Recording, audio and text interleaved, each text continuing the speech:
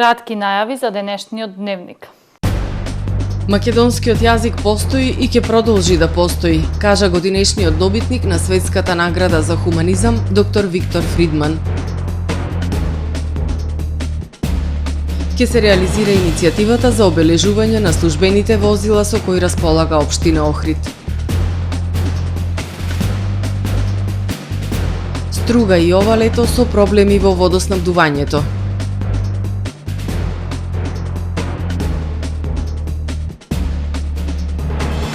Иван Антоновски, овогодинешниот добитник на наградата Живко Чинго.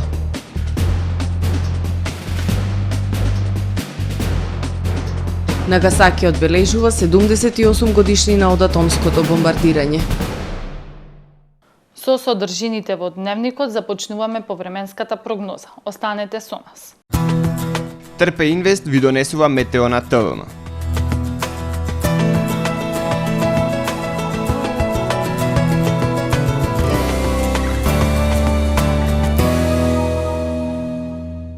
Во Охрид денес студено утро со невообичаено ниски утрински температури за овој период од годината, а во текот на денот сончево и потопло време со максимална дневна температура од 26 степени Целзиусови. Во текот на ноќта кон четврток времето ведро со локална облачност и потопло со порасти на ноќните температури. Утре над најголем дел од Европа претежно сончево со локална облачност и свежо време, над просечно топло во југозападна и западна Европа и на крајниот исток од континентот. Во Скандинавија и локално во југоисточна и источна Европа нестабилно со локални врнежи од дожд, грмотевици, како и локална појава на невреме.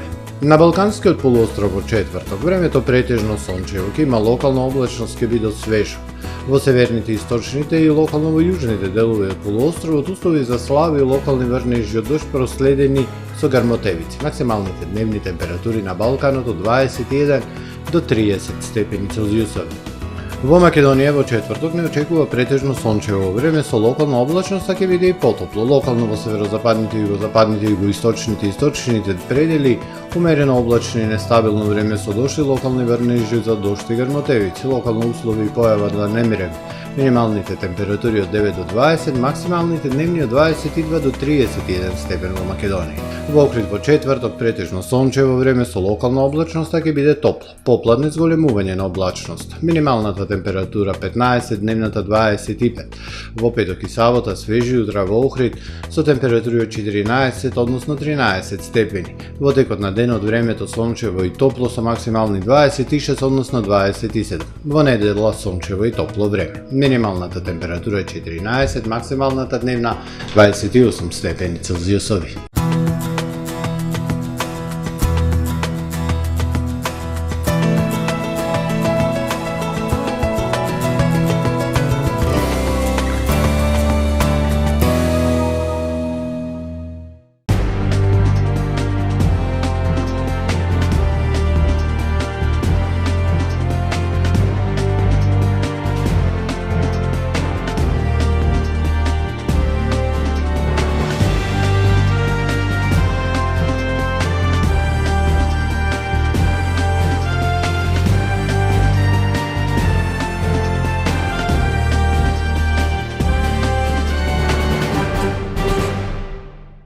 Добар ден, прво издание на дневникот на ТВМ.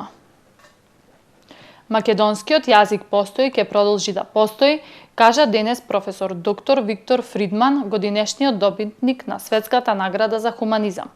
Фридман важи за еден од најголемите американски и светски слависти. На лауреатот наградата му ја врачи градоначалникот на Охрид Кирил Пецаков во присуство на меѓународна асемблеја од гости, меѓу кои представници и градоначалници од збратимените градови на Охрид од Европа и градовите под покровителство на УНЕСКО.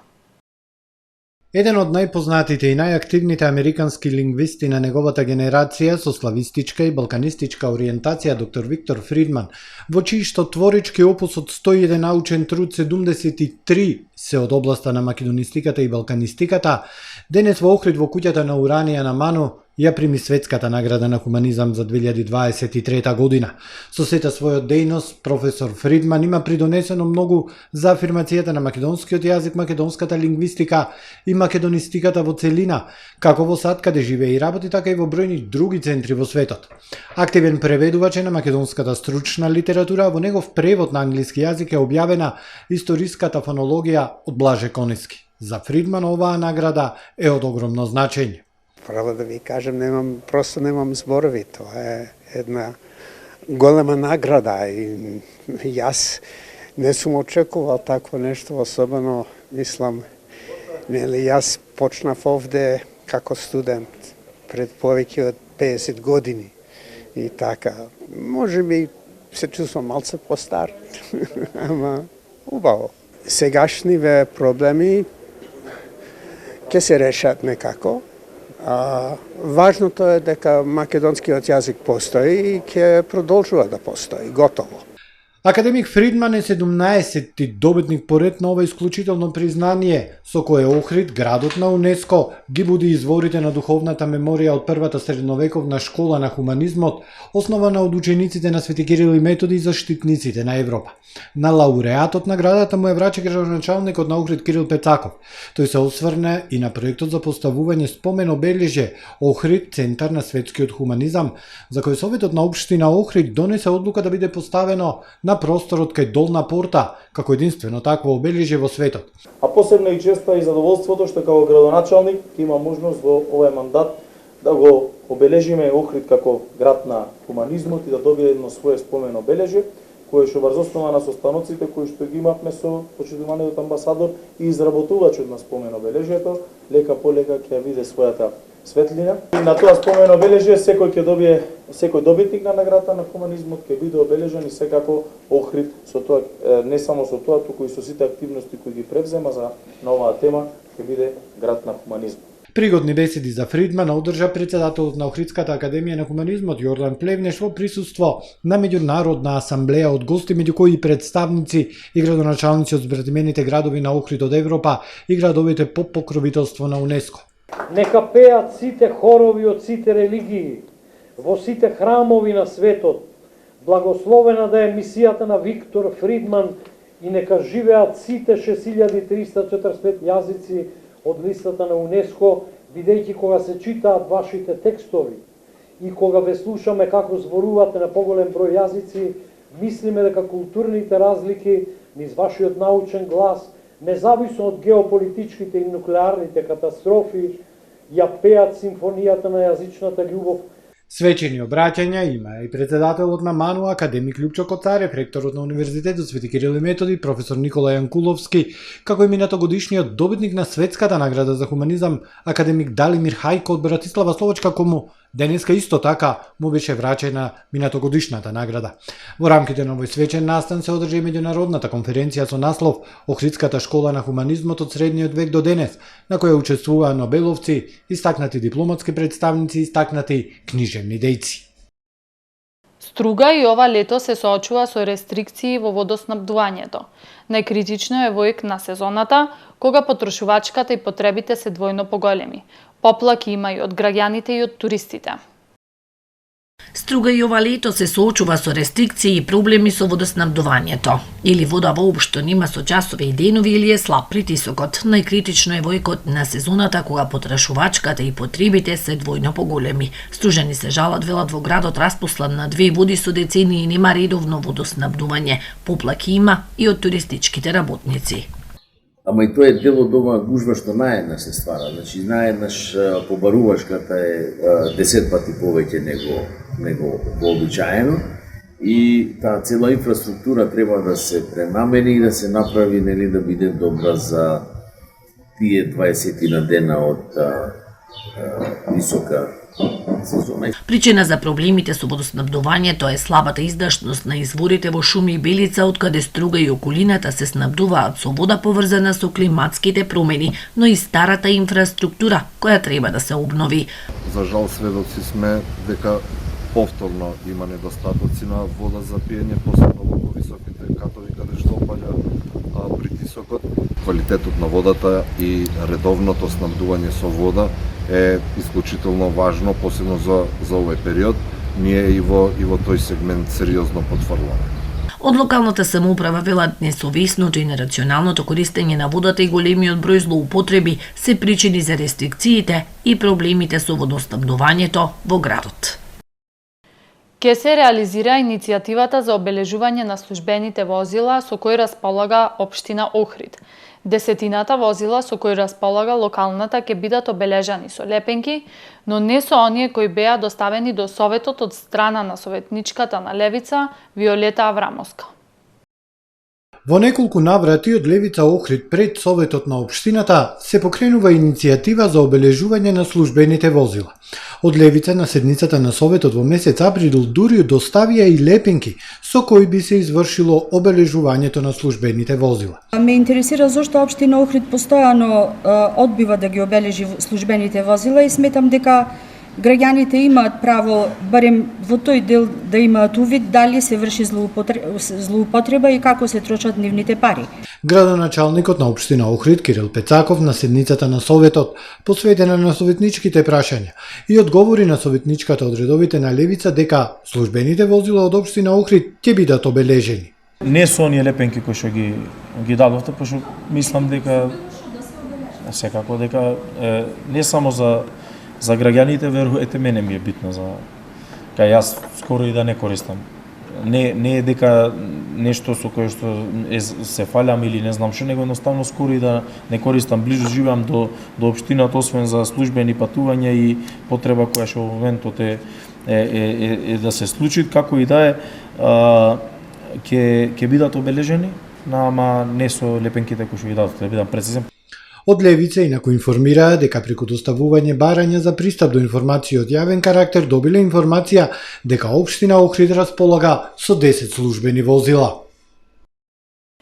Иван Антоновски е годинешниот добитник на наградата Живко Чинго. Иван Антоновски е писателот на расказот "Ние ја имаме судбината на Јозефа К." Под шифра "Обид на македонистот", кој од страна на комисијата во состав професор доктор Димитар Пандев председател, магистар Перчо Божиновски член и доцент доктор Мерсиха Исмаиловска член, беше избран за најдобар на годинешниот конкурс Живко Чинго. Наградата за најдобар расказ на Антоновски ќе му биде доделена во рамки на манифестацијата Вечер на Живко Чинго, што ќе се одржи на 13 август во Велгошти. Утре вечер, 10 август, во рамките на фестивалот Охридско лето, ќе биде одиграна представата Сергеј е многу глупав во изведба на Народен театар Охрид. Во представата Сергеј е многу глупав се разигрува ситуација во која се кршат границите на реалноста во животот на еден актуелен, современ лик компјутерски програмер, кога ненајдено е на голема врата во неговиот живот влегува апсурдот. Од Сергеј се очекува брзо и вешто да научи да комуницира со него, нешто за кое тој однапред нема напишан код. Представата ќе се одигра во Центарот за култура Григор Прличев со почеток во 21 часот. Во продолжение да ги погледнеме и вестите од светот.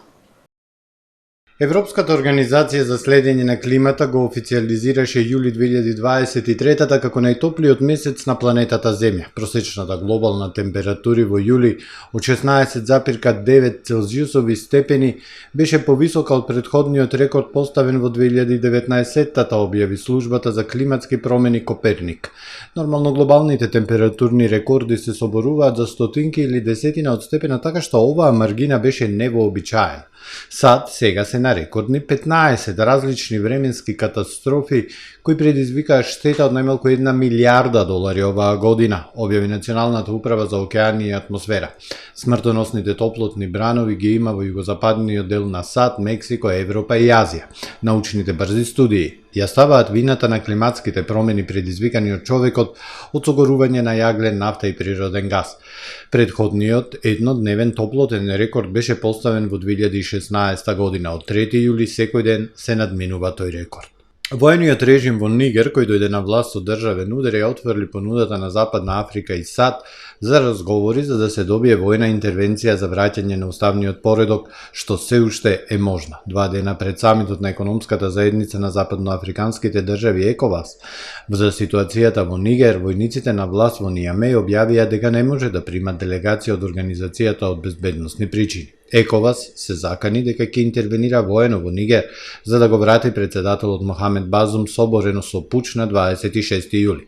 Таа закана во форма на 7-дневен ултиматум што им го дадоа лидерите на ЕКОВАС на војниците на Нигер не се реализираше откако истече во неделата вечерта, бидејќи организацијата рече дека му дава приоритет на диалогот. Бројот на загинати во неодамнешните поплави у кинеската престолнина се искачи на 33, од кои 5 спасувачи, а 18 лица уште се водат како исчезнати, соопштија властите. Поројниот дожд особено ги погоди областите во планинските западни предградија на Пекинг, предизвикувајќи уривање на 59.000 домови, оштети 150.000 објекти и поплави повеќе од 15.000 хектари обработливо земјиште, соопшти градската влада. Оштетени се голем број патишта, како и повеќе од 100 мостови, изјави денес на пресконференција заменик градоначалникот на Пекинг Сија Лин Мао. Со оглед на нивото на штета може да потрае до 3 години за целосно обновување на сите функции, изјави градоначалникот. Други делови на Кина исто така доживеа големи поплави, делумно поради ударот на тајфунот Доксури во текот на викендот со десетици луѓе загинати и исчезнати. Во тек е спасувачка операција во туристичкото место Јан во југозападната провинција Сечуан, каде десетина посетители биле однесени од водата. Кина предупреди на болести на културите и животните, бидејќи поплавите се повлекуваат од руралните области, а некои градови се борат да го вратат снабдувањето со вода за пиење по најголемите поплави во последните 6 децении. Говорејќи на мировната церемонија за спомен на жртвите од атомската бомба фрлена на Нагасаки, Широ Сузуки, градоначалник на Нагасаки, рече дека иако Русија не е единствена држава што го представува ризикот од нуклеарно одвраќање, сето дека државите се зависни од нуклеарното одвраќање, не можеме да реализираме свет без нуклеарно оружје. Сузуки рече дека сега е време да се покаже храброст и да се донесе одлука да се ослободиме од зависноста од нуклеарното одвраќање, апелирајќи до лидерите на нуклеарните држави и земите под нуклеарниот чадор да го укинат нуклеарното оружје преку диалог, а не со конфронтација. Јапонскиот премиер Фумио Кишида во видео порака рече дека земјата ќе ги води напорите во меѓународната заедница за постигнување свет без нуклеарно оружје, но визијата станува се потешка со меѓународната заедница поделена околу продлабочувањето на нуклеарното разоружување и продолжување на нуклеарните закани на Русија. Церемонијата, која вообичаено се планира на отворено, беше преместена во затворен простор од безбедносни причини поради бурата Канун. Го завршуваме првото издание на Дневникот на ТВМ. Ви благодарам што не следевте. Имајте пријатен ден.